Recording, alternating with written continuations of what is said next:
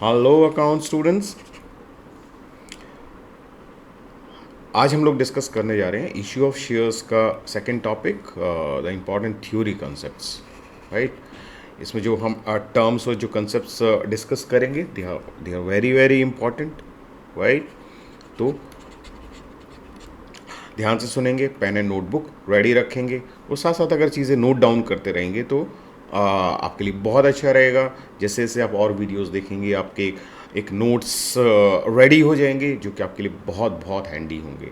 Okay, and you will have a lot of good quality information, a lot of good quality material if you keep watching our videos और साथ साथ अगर आप note करते जाएंगे तो। ठीक है, शुरू करते हैं। ओके, देखिए, first thing is the face value of share. देखिए, जब भी कोई ये एक तरह से हम बोल सकते हैं कि रजिस्टर्ड वैल्यू ऑफ शेयर है। जब कंपनी रजिस्टर होती है तो मान लो उसने 10,000 शेयर्स रजिस्टर करवाए थे, इतने के लिए ऑथराइज थी वो, ऑफ ₹10 ईच। ठीक है, तो ये जो वैल्यू है जो उसने रजिस्टर करवाया है, ये फेस वैल्यू होती है। This is face value. हम जब अपनी जर्नल एंट्रीज जब हम करेंगे तो शेयर कैपिटल अकाउंट में जो हम डालेंगे, शेयर कैपिटल अकाउंट में जो जाता है वो फेस वैल्यू ही जाता है। फाइन, नोट कर लीजिए, छोटी छोटी बातें हैं, इकट्ठी होती रहेंगी, आगे इजी पड़ेगा आपको। ठीक है, आगे बढ़ते हैं। Issue price. एक कंपनी जो भी अपना जब ऑफर लेके आती है पब्लिक में, इनिशियल पब्लिक ऑफर मतलब अपने शेयर्स इशू करती है जब मार्केट में, तो वो एक प्राइस तय करती है कि अभी मेरी कंपनी है, उसके मेरे शेयर की फेस वैल्यू है ₹10। लेकिन I as a company I believe कि मेरे शेयर की जो वैल्यू है आज की डेट में वो 30 है। तो मैं अपने शेयर को इशू कितने में करूँगा? 10 + ₹20 इज़ द प्रीमियम। तो मैं अपने शेयर को इशू करूँगा ₹30 में।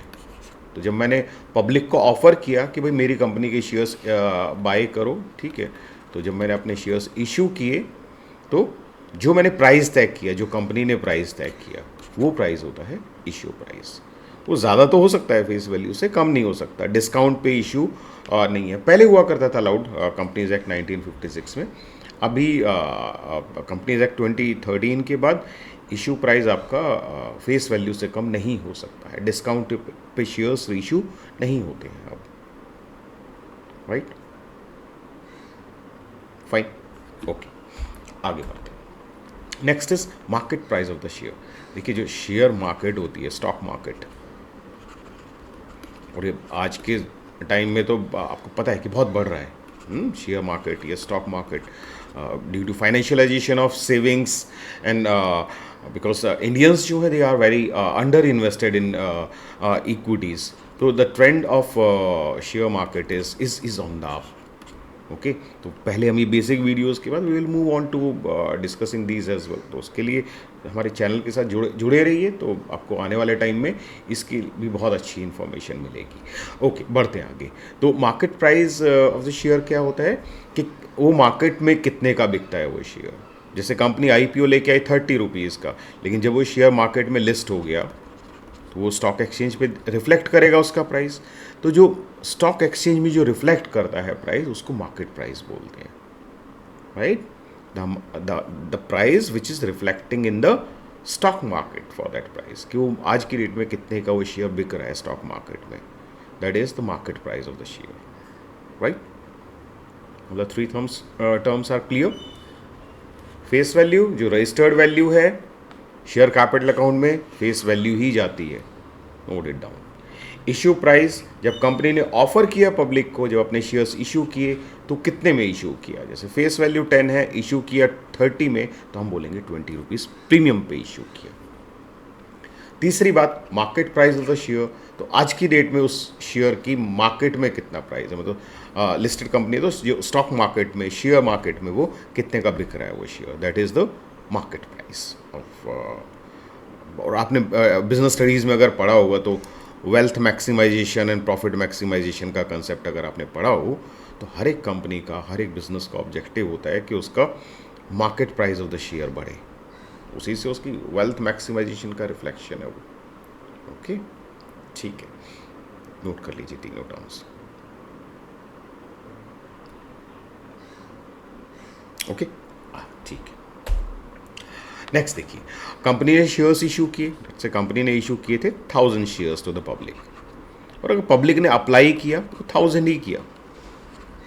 तो कंपनी ने इशू किए 1000 शेयर्स, पब्लिक ने अप्लाई किया 1000 शेयर्स, तो एप्लीकेशन जितना इशू था उतने ही एप्लीकेशंस आए। तो this is a, we call it a normal subscription.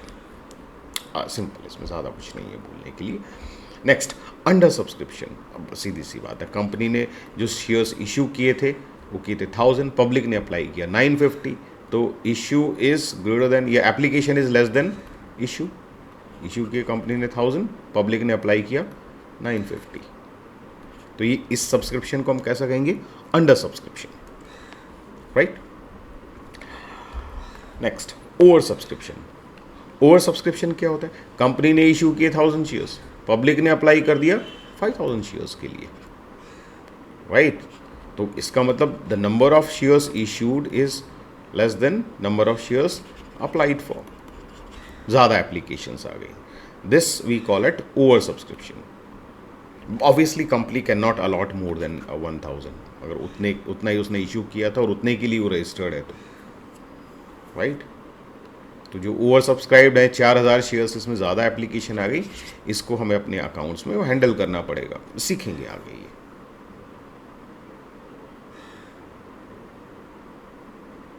ठीक है, ओके, इजी।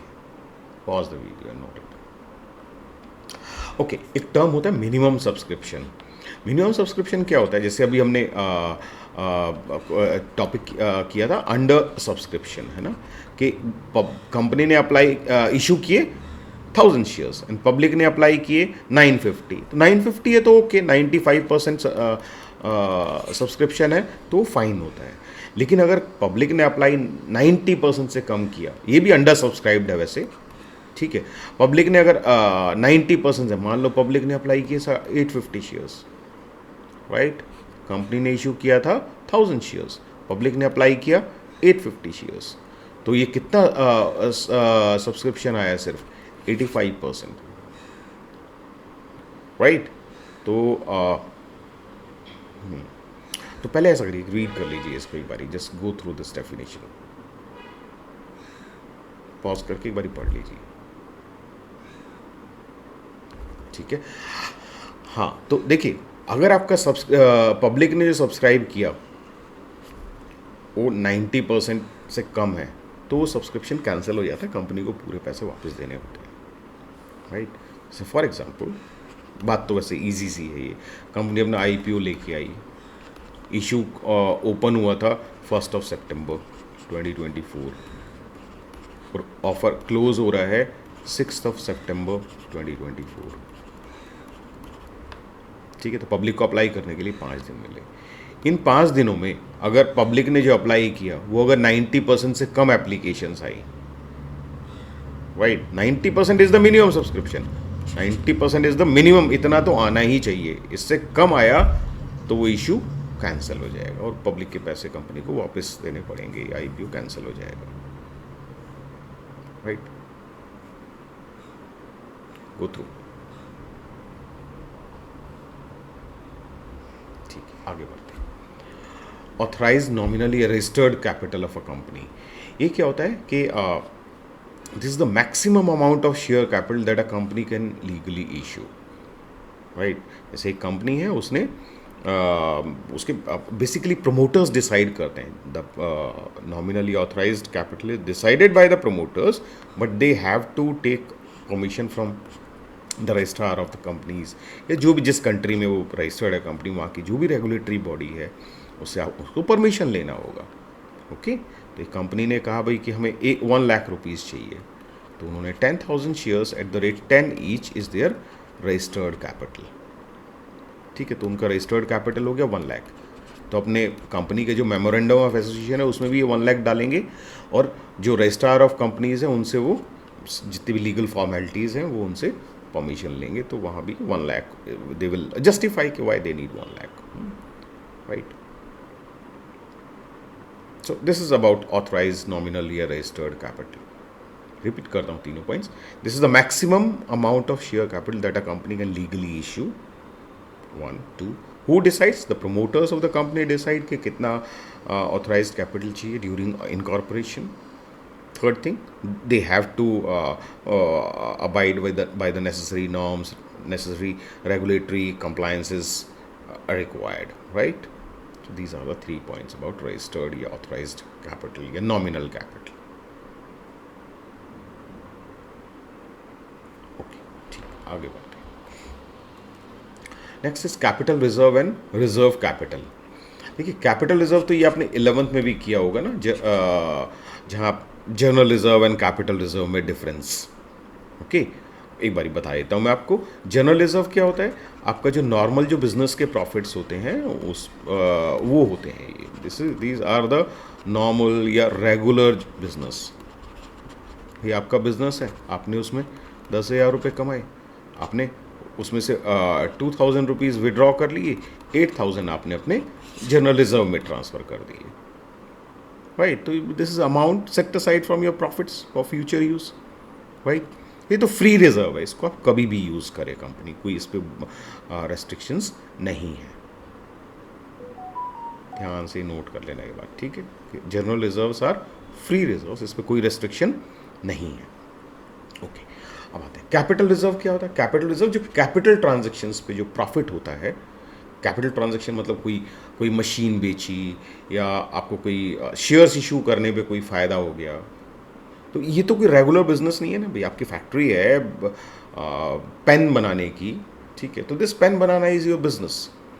इससे जो कमाई होगी आपकी, वो आपकी रेगुलर कमाई है. आपने मान लो एक पुरानी मशीन थी, वो बेची, उस पर आपको 10,000 का कोई गेन हो गया और आप नई मशीन ले आए, तो मशीन बेचना खरीदना आपका बिजनेस थोड़ा ना भाई. आपका बिजनेस तो पेन बनाना है.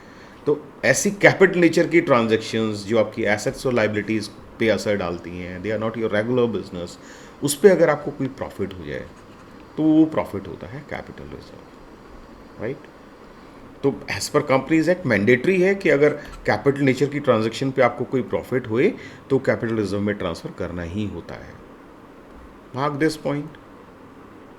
General reserve was not mandatory.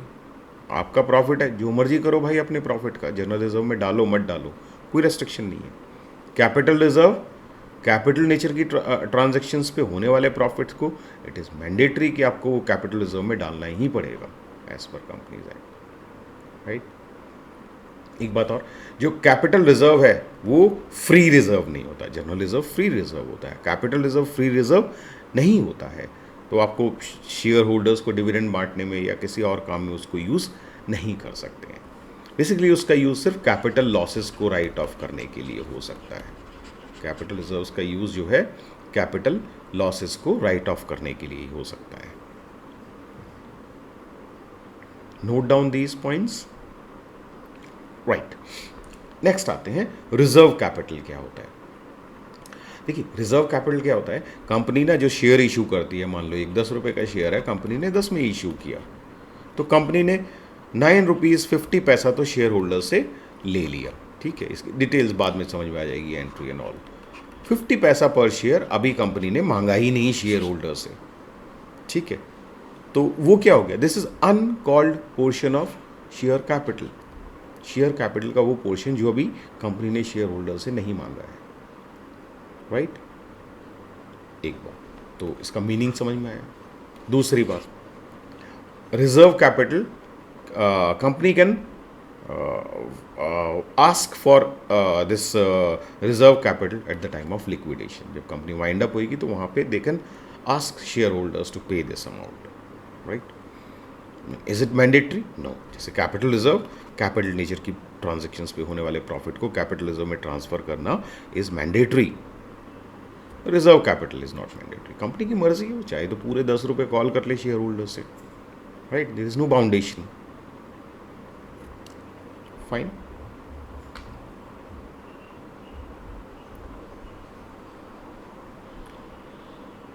Okay, pause करके जो मैंने बोला है वो नोट डाउन कर लीजिए.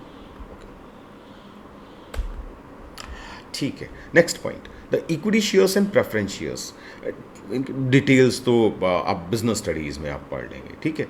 यहाँ सिर्फ मेन पॉइंट देख लेते हैं।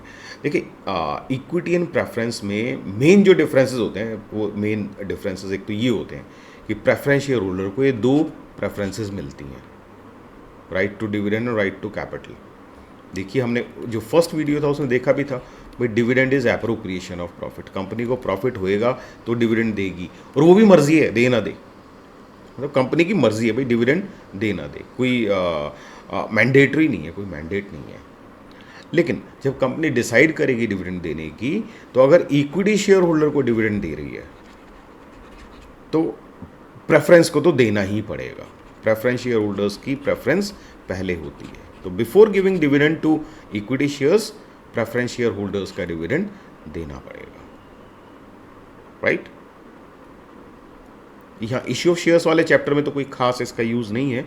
कई बार कैश फ्लो स्टेटमेंट जो थर्ड बुक है उसमें कई बार किसी क्वेश्चन में आ जाता है कैश फ्लो स्टेटमेंट के, कि कंपनी ने इतना इक्विटी शेयर होल्डर्स को डिविडेंड दिया और प्रेफरेंस शेयर्स भी हैं, तो वो आप समझ जाओगे ना भाई, अगर इक्विटी वाले को डिविडेंड दिया है तो प्रेफरेंस वाले को तो देना ही पड़ेगा, वो तो लीगली इट इज़ रिक्वायर्ड, वही तो प्रेफरेंसेस हैं उसको, ठीक है।